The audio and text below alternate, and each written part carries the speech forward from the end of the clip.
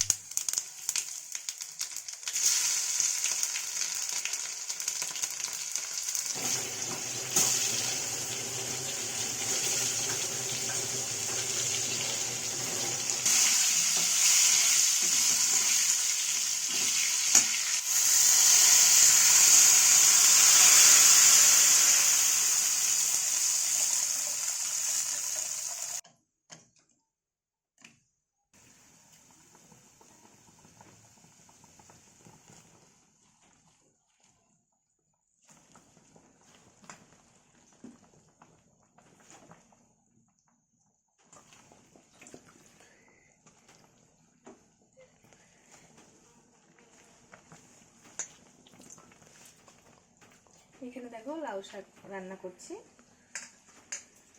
লাউ শাকটা না বেশি জ্বালানো যায় না, কারণ কি টক হয়ে যায় অনেকটা।